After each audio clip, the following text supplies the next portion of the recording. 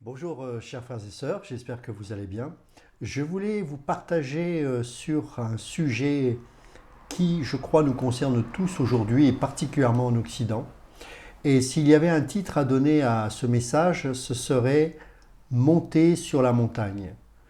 Alors, il y a beaucoup de personnes qui peuvent utiliser ces expressions, monter sur vos montagnes, franchissez les collines, etc., etc., pour justement mettre en avant du coaching ou mettre en avant la capacité que l'homme a de pouvoir surmonter les épreuves et se surpasser. En fait, je crois qu'il faut que nous prenions tous conscience, et particulièrement les chrétiens, puisque ce message s'adresse particulièrement aux chrétiens, que en nous-mêmes, nous n'avons pas la capacité de franchir l'insurmontable. Il est vrai que certaines personnes ont plus de capacité, de niaque, entre guillemets, que d'autres, mais toujours est-il que, d'une manière générale, il y a peu de personnes qui sont capables de faire, entre guillemets, des miracles, de surpasser leur capacité physique, d'aller au-delà de ce qu'ils sont capables de faire normalement. Et cela nous doit nous faire comprendre qu'au-delà des différents coaching que nous pouvons entendre, des messages qui s'adressent plus malheureusement à la chair qu'à l'esprit, nous devons prendre conscience que nous sommes faibles et dépendants. Et je dirais que s'il y a une chose qui fait partie intégrante de la vie chrétienne, c'est la reconnaissance de notre faiblesse et notre dépendance envers Dieu.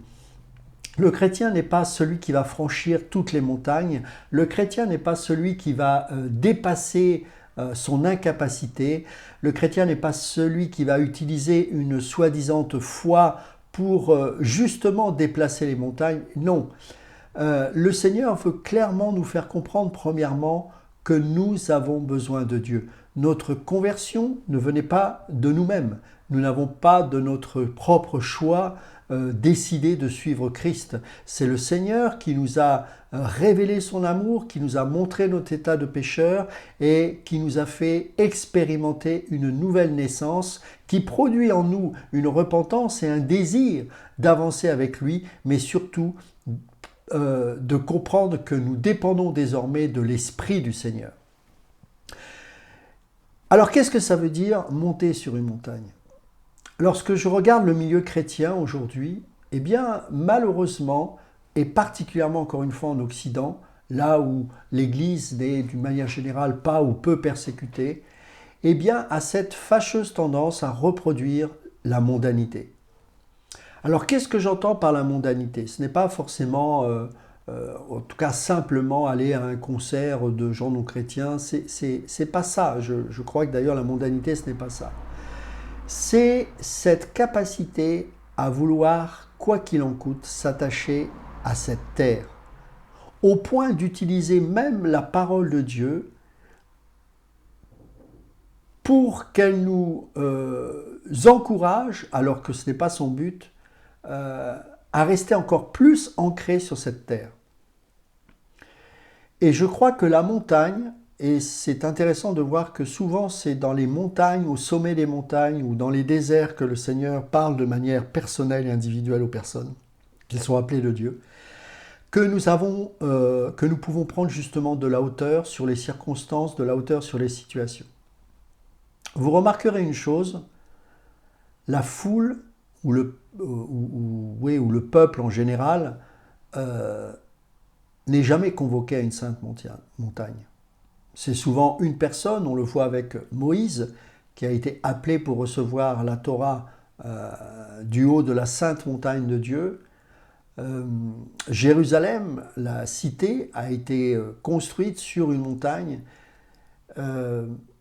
Jésus-Christ lui-même convoquera quelque part l'apôtre Jacques, Jean et Pierre sur cette montagne où il va être transfiguré, et c'est là que va se manifester Élie et Moïse.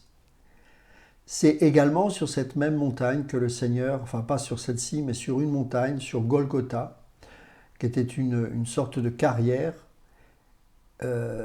c'est sur cette montagne que le Seigneur va être crucifié. Je crois que nous avons besoin de prendre de la hauteur sur nos vies, sur nos circonstances, sur les situations que nous pouvons rencontrer parfois et qui ne sont pas toujours agréables en tant que chrétiens. Et s'il y a un endroit où nous pouvons nous retrouver seul à seul avec Dieu, dans une relation intime, profonde, véritable, c'est justement sur la montagne de Dieu. La cité, cette fameuse Jérusalem céleste, n'est pas apparue dans une plaine.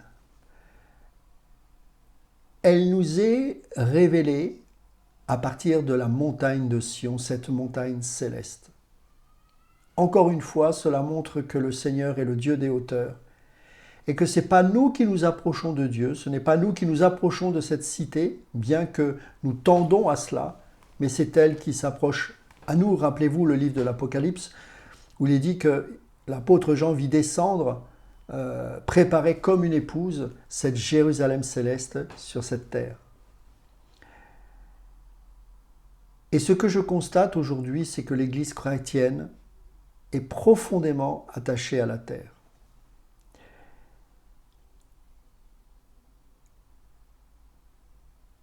La peur de mourir, car elle est malheureusement omniprésente dans l'Église, alors que la mort devrait être pour nous un moyen de enfin vivre libre auprès de notre Seigneur.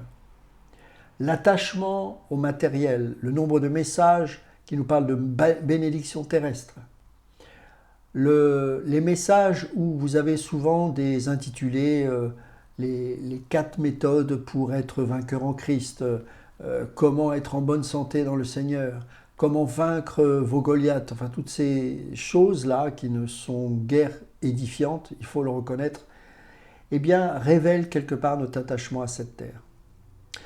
Vous avez aussi des mouvements chrétiens qui font de la politique. Vous avez les fameux gilets jaunes. Pendant un temps, nous avions des chrétiens qui mettaient Jésus t'aime, le fameux slogan qui veut tout et rien dire, sur ces mêmes gilets jaunes. Nous avions même des gens qui se reconnaissaient au travers des discours de Soral, de Dieudonné, qui prônaient un Christ qui n'est pas le véritable Christ. Alors pourquoi les chrétiens sont tant attachés à cette terre, qui veulent à tout prix faire la révolution, qui veulent à tout prix destituer les présidents, alors qu'on sait très bien que ces mêmes personnes, certes qui nous violentent, parce que le Seigneur nous le dit, ce sont des gens qui maltraiteront toujours le peuple, même si au départ ils peuvent peut-être parfois bien démarrer. Ne nous faisons pas d'illusions, ils ne nous vendront jamais le bien, parce que ce sont des gens qui n'appartiennent pas au royaume de Dieu. Certes, ils sont utilisés, parce que Dieu est souverain, et que c'est au travers de ces gens-là que le déroulement de l'histoire s'établit, que l'histoire avance et que le plan de Dieu s'établit. Mais nous, en tant que citoyens des cieux, bien que nous soyons participants à manifester, nous soyons là pour manifester le royaume de Dieu, bien que nous sommes là pour justement être des témoins, le sel de la terre, et je suis le premier à le dire, soyez excellents dans les dons que Dieu vous a donnés, excellez pour que le monde puisse en bénéficier, mais ce qu'il faut prendre conscience, c'est que nous sommes d'abord des citoyens des cieux, et que ce que nous faisons ici-bas sur cette terre doit avoir une portée éternelle. Nous le faisons en relation avec le Seigneur, qui nous parle, qui nous fortifie, qui nous manifeste sa présence, et pour qu'elle rejaillisse aussi sur ceux qui ne le connaissent pas. Et au travers de ces dons, nous pouvons être des témoins de Christ, dans notre travail, dans le domaine artistique, etc. Mais en aucun cas nous devons nous y attacher. Joseph a été Premier ministre sous le roi Pharaon, certes, mais il vivait avec un détachement extraordinaire par rapport à cette grâce que Dieu lui a offerte à travers ce que Pharaon lui a proposé. Il était détaché. Daniel lui-même a été élevé à un poste de très haut niveau et à plusieurs reprises il a été destitué parce qu'il marchait dans la foi en son Dieu. Mais à chaque fois qu'un roi reprenait le trône, un autre roi prenait le trône, et bien à nouveau Daniel reprenait une autorité. Mais on voit, et c'est encore une des caractéristiques de Daniel, comme Joseph, que dans son cœur, il était totalement détaché, et c'est ce qui lui a permis de rester ferme et de ne pas être séduit par le pouvoir, l'argent et par la gloire humaine. Malheureusement, aujourd'hui, beaucoup d'églises sont dans la doctrine de Balaam et tombent dans ce travers qui consiste à prêcher un évangile qui malheureusement nous rattache de plus en plus à cette terre. Et je crois qu'il est important de comprendre que nous ne sommes pas destinés à rester au bas de la montagne, là où le peuple se gave, là où le peuple fait des orgies. Rappelez-vous lorsque Moïse redescend de cette montagne et qu'il rencontre Josué, et Josué dit « J'entends comme un bruit de guerre en bas ». Et Moïse dira « Non, ce ne sont pas malheureusement des bruits de guerre, c'est le peuple qui est en train de se corrompre dans l'idolâtrie. Et en bas de cette montagne, vous y voyez des orgies, vous y voyez des choses qui ne sont pas à la gloire de Dieu. » Et malheureusement, l'Église aujourd'hui, d'une manière générale, il faut quand même le reconnaître, est rester au bas de cette montagne. Nous devons prendre de la hauteur. Et le seul moyen d'emprunter cette sainte montagne de Dieu et de parvenir jusqu'au sommet, eh bien, c'est d'emprunter le chemin de la croix. Jésus dira dans Luc chapitre 9, à partir du verset 21, que si quelqu'un veut venir après moi, qu'il renonce à lui-même, qu'il se charge chaque jour de sa croix et qu'il me suive. On ne peut donc suivre Christ qu'au travers du renoncement. On ne peut suivre Christ qu'au travers de prendre sa croix. Ça veut dire quoi prendre sa croix? C'est tout simplement se déposséder de tout ce qui nous lie justement à cette terre, de tout ce qui nous attache à cette terre, de tout ce qui est charnel. Et cela prend du temps, parce que marcher dans l'esprit, c'est marcher à l'opposé des désirs de la chair. Car Paul dira dans le livre de Galates, car les choses de la chair sont opposées aux choses de l'esprit, afin que vous ne fassiez ce que vous voulez. Mais pour cela, il faut passer par ce chemin étroit de la croix, c'est-à-dire abandonner. On ne peut pas aller sur une haute montagne avec 50 kilos de package sur soi. Vous remarquerez que tous ceux qui font des grandes expéditions, notamment à l'Himalaya, ils ont des Sherpas qui leur portent les campements, les outils, les choses comme ça. Mais au bout d'un certain temps, ils ne sont plus accompagnés de leurs Sherpas pour les 300 ou 500 ou 1000 mètres qu'il reste à grimper.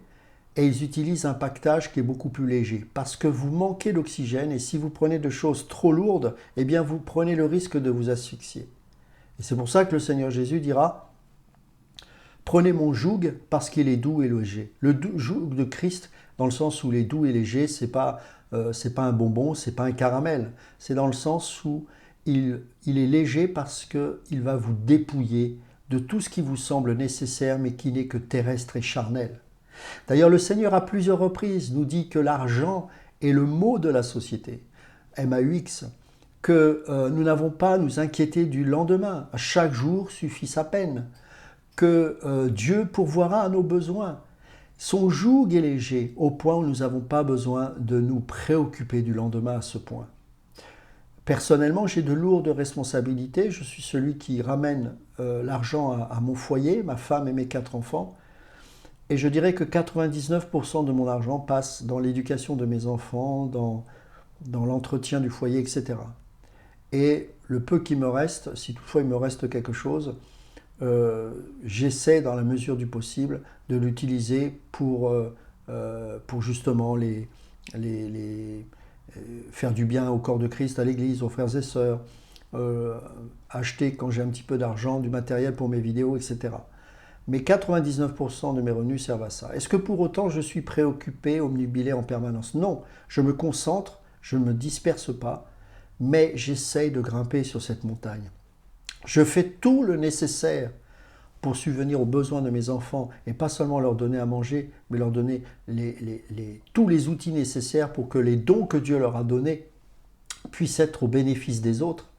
Ça peut être spirituel, mais ça peut être aussi des talents naturels qui doivent être utilisés pour la gloire de Dieu. Et je ne crois pas en la médiocrité, mais je fais tout dans mon être intérieur et au plus profond de moi-même d'être détaché de ces choses. Et je crois que c'est important de comprendre que c'est pas en amassant du blé dans notre grenier qu'on va pouvoir se satisfaire de cette vie ici-bas. Il suffit d'un simple incendie pour que tout disparaisse. Et je crois que le plus important, c'est d'être participant au royaume de Dieu. C'est le plus important, mes amis. Et le seul moyen d'être dans l'action en tant qu'enfants de Dieu et d'être conscients que nous sommes participants à l'œuvre de Christ, c'est justement d'être concentré sur tout ce qui édifie, tout ce qui rend gloire à Dieu, tout ce qui est lié à l'amour, car tout ce qui nous motive, c'est l'amour. S'il n'y a pas l'amour, tout ça, c'est vain. Et de prendre conscience que tout ce qui peut faire plaisir à notre satisfaction charnelle et personnelle doit être banni de notre existence. Et pour cela, il faut vraiment être toujours dans une relation d'amour avec Dieu, parce que sinon nous allons tomber dans une forme de légalisme et de sectarisme qui effraiera le monde. Et pour trouver cet équilibre, eh bien, il faut encore une fois monter sur cette montagne, car c'est là où nous sommes en communion avec Dieu. On n'est pas tous au sommet, on n'y arrivera peut-être qu'à notre mort, certainement. Mais par son esprit, le Seigneur fait tout pour que nous puissions y monter. Et je crois que le drame de l'Église aujourd'hui, c'est qu'elle est soit politisée, soit devenue capitaliste quelque part, ou quelque part communiste aussi de l'autre côté, l'excès inverse. Il n'y a pas d'équilibre parce qu'il n'y a pas de hauteur. On est parmi la foule, un peu comme Lot qui est dans la ville de Sodome et Gomorrhe et qui se morfond parce qu'il était le juste, mais il se morfondait de voir toute cette déchéance humaine. Mais ce que je vois aujourd'hui est pire qu'à l'époque de Lot, puisque l'Église ne prend même pas conscience du péché et n'est même pas triste de voir à quel point le péché est en train de souiller l'humanité et souiller malheureusement une grande partie des chrétiens. Nous devons avoir des prédicateurs qui nous élèvent vers Sion. Nous devons avoir des gens qui prêchent non pas la terre, non pas des méthodes. J'ai échangé avec un frère qui me parlait de l'évangélisation. Vous savez pour certains que je suis opposé à toute forme d'évangélisation telle que on le voit aujourd'hui à coups de slogans et de Jésus t'aime, et que ça ne veut strictement rien dire, et je crois même que ça produit plutôt l'effet inverse. Je crois plutôt en l'investissement personnel et que la mission de l'Église est de faire des disciples, pas des touristes, pas des adhérents, car en essayant de faire une forme d'évangélisation comme ça à coups de slogans et très marketés, nous provoquons des fausses conversions. Et je crois qu'il est important d'éviter toute forme de méthode, mais d'être conduit pour l'esprit. Vous savez, je dis toujours, pour éviter les discours entre les différents ismes, moi je suis d'un tel, moi je suis de Paul, moi je suis d'Apollos, moi je suis calviniste. J'ai entendu un pasteur très connu dans le milieu calviniste qui a pris un frère de haut en disant « mais reste à ta place, nous les calvinistes, nous marchons dans l'intégrité avec Dieu, on a l'impression qu'il n'y a qu'eux qui sont sauvés ». Mais ça, c'est pas le problème du calvinisme, c'est le problème de tous les ismes. C'est-à-dire qu'il n'y a pas la vie. Vous savez, dans l'arbre de la connaissance du bien et du mal, il y a la religion. Il y a le mal, mais il y a aussi le bien. Il y a ceux qui sont pour, ceux qui sont contre. Il y a les ismes. Moi, je suis de un tel, moi, je suis de un tel. Rappelez-vous que dans le jardin d'Éden, il y avait deux arbres. Celui que je viens de citer, mais aussi celui qui était également au milieu, l'arbre de la connaissance du bien et du mal, c'est-à-dire, l'arbre de la vie. C'est-à-dire que cet arbre-là, seul pouvait produire la vie éternelle. Et ce que nous avons besoin d'exprimer aujourd'hui, ce n'est pas les ismes, ce n'est pas je suis d'un tel ou d'un tel, c'est Christ. Et entre ces différentes positions, moi je suis rouge, moi je suis vert, il y a un troisième ou une troisième voie, un troisième chemin, c'est celui de Christ. Si on ramène les gens vers Christ, il y a de fortes chances que nous ramènerons tous les véritables élus qui aiment et qui reconnaissent le son du Messie. Mais si nous restons dans des positions sectaires, eh bien, ni l'un ni l'autre n'épousera votre cause parce qu'ils ne reconnaîtront pas le message qui découle de l'arbre de la vie.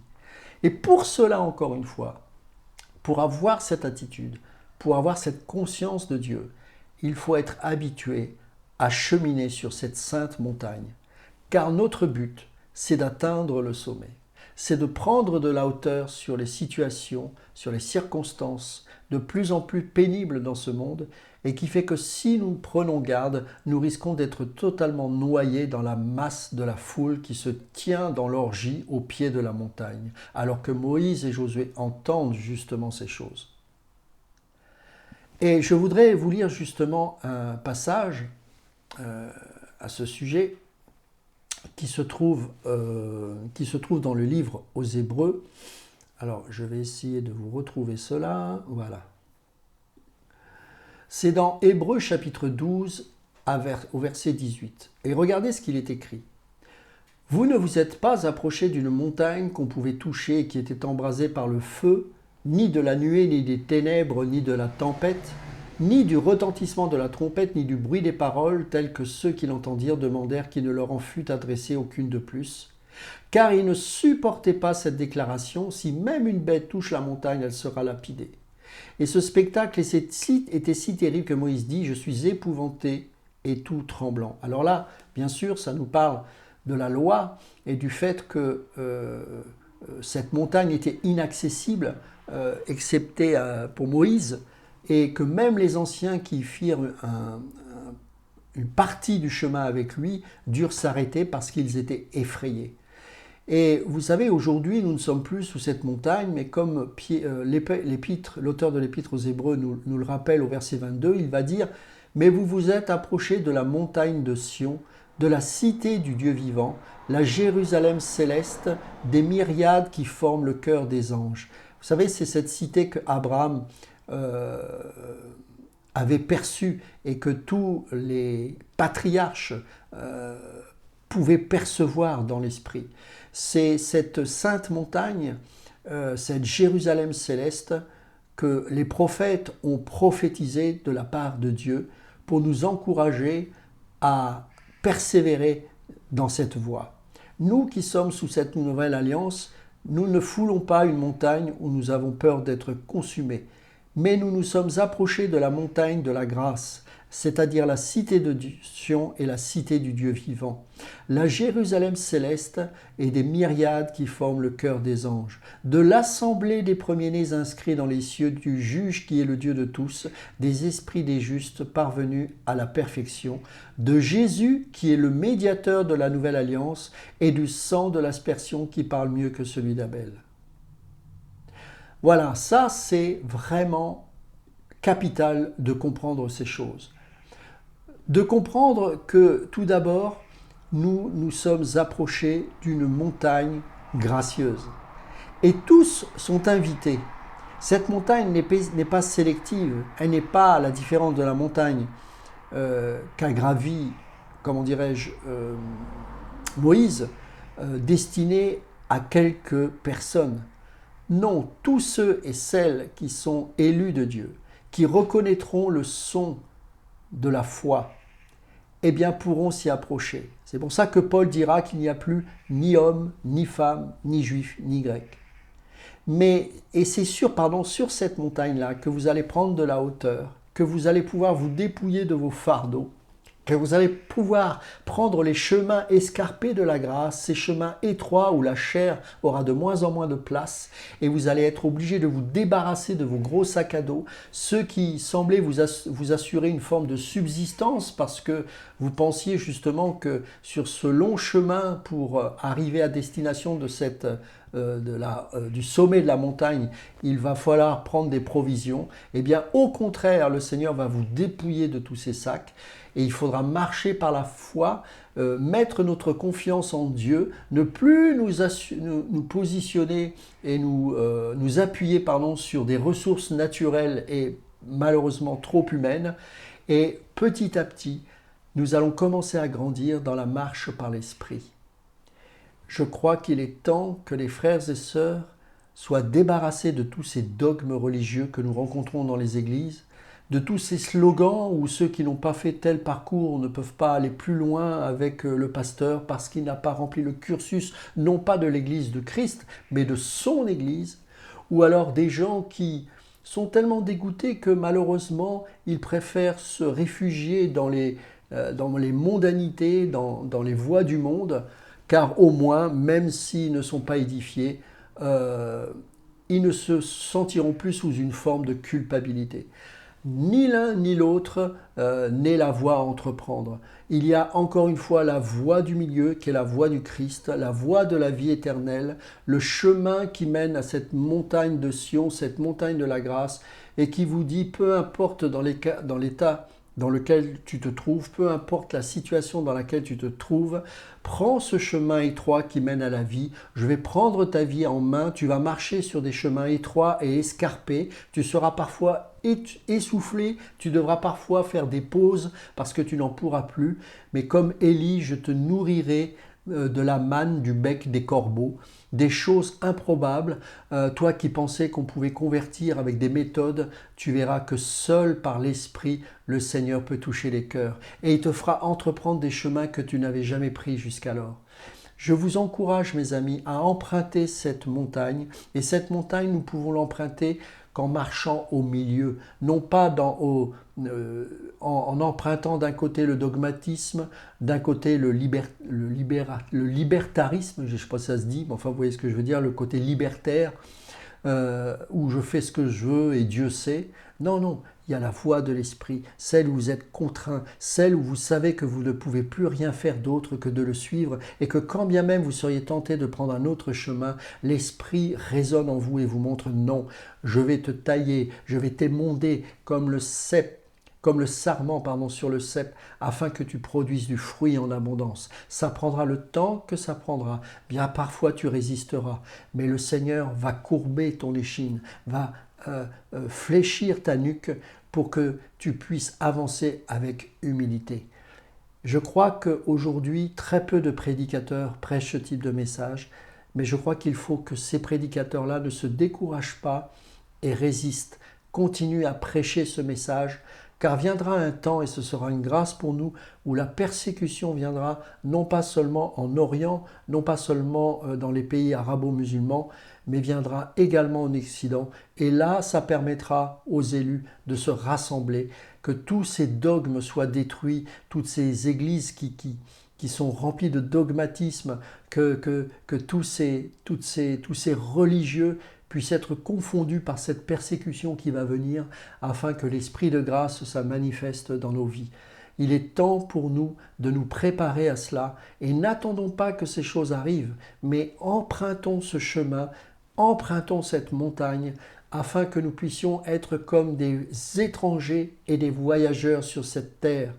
Parce que nous ne pouvons résister au péché quand nous considérons nous-mêmes comme des étrangers et des voyageurs sur cette terre. C'est ce que dira l'apôtre Pierre dans 1 Pierre chapitre 2 verset 11. Nous sommes animés d'un tabernacle céleste. Nous marchons d'étape en étape parce que nous portons le temple en nous. Nous n'allons pas dans un lieu fixe, immobile, comme sous le temps de Jérusalem avec le temple de Jérusalem. Non, nous sommes un petit peu à l'image de ce peuple qui était dans le désert et qui portait le tabernacle de Dieu de lieu en lieu pendant 40 ans dans le désert. Désormais, comme dira encore une fois l'apôtre Pierre dans 1 Pierre chapitre 2 versets 5 à 10, nous sommes un peuple élu, une nation sainte. Nous avons reçu un sacerdoce royal. Nous portons en nous l'Église, la présence de Dieu. Et tous ensemble, nous formons la communauté des saints qui font que l'Église est vivante et que nous sommes ainsi des pierres vivantes. Montons et empruntons cette sainte montagne. Et ne vous inquiétez pas, continuez à prendre soin de votre foyer, travaillez dur, ramenez l'argent, il n'y a pas de souci, au contraire, j'encourage plutôt à ça. Mais soyez détachés, faites-le pour que tout ce que Dieu vous donne par sa grâce, cet argent qu'il vous donne, ce travail, ce don, soit pour les autres, soit pour que après votre mort, eh bien, il puisse rester quelque chose de divin en souvenir de ce que vous avez fait. Et ce souvenir-là, ça va être des œuvres qui ont été plantées peut-être dans la vie de vos enfants parce que vous aurez tout donné à cela. Vous vous serez sacrifié, non pas pour avoir un poste dans une église avec une belle chaise en velours et des parures en or, mais parce que justement, en vous humiliant, en prenant votre croix, en considérant l'autre comme supérieur à soi-même, comme dira Paul dans l'Épître aux Philippiens, eh bien, vous aurez fait des disciples. Faire des disciples, c'est pas une méthode, c'est pas en construisant des cellules de maison comme on dit, c'est une vie. Vous savez, chez les Touaregs dans le désert, il y a des anciens qui parlent avec une forme de sagesse et les jeunes viennent s'asseoir à leurs pieds pour les écouter et c'est ainsi qu'ils reçoivent l'instruction des anciens. Il fut un temps où les chrétiens avaient cette qualité. Aujourd'hui, vous avez des chrétiens qui ont 20 ans d'église et qui sont comme au début. Pourquoi ? Parce que c'est confortable de pourrir sur une chaise. mais nous devons être matures. Il n'y a pas de méthode pour faire des disciples. Il y a encore la troisième voie, la voie de l'arbre de vie, la voie de la vie éternelle. Votre vie doit être inspirante. La manière dont vous parlez, la manière dont vous agissez, la manière dont vous combattez avec la force de Dieu, les luttes que vous avez intérieures avec votre chair, etc. Tout cela fait que lorsqu'on voit cela, la manière dont vous essayez de dominer le péché par la grâce de Dieu, etc., fait que waouh, j'aimerais être à l'exemple de ce frère ou de cette sœur. J'aimerais être un père qui soit J'aimerais être un exemple pour mes enfants. Je voudrais, quand ils meurent, qu'ils se souviennent que j'ai aimé Dieu et qu'à leur tour, ils doivent communiquer cet amour de Dieu. Ce n'est pas une question de méthode, mais encore faut-il monter sur cette montagne, là où vous êtes seul avec Dieu, là où vous pouvez parler à Dieu. Cette montagne qui est une montagne intérieure, une montagne de l'esprit, une montagne de cœur, une montagne où vous allez non pas dire ce que Dieu doit faire, mais vous allez apprendre à écouter Dieu et à vous soumettre à sa volonté. Et ainsi, le parfum de Christ va pouvoir se dégager et être communiqué envers tous ceux et celles qui ont tant besoin de comprendre que le véritable évangile, ce n'est pas un autocollant de Jésus t'aime sur un feu rouge, mais c'est une vie consacrée qui transpire la présence de Dieu. Montons sur cette montagne, mes amis, et préparons-nous, car une visitation nous attend. Que Dieu vous bénisse et à bientôt.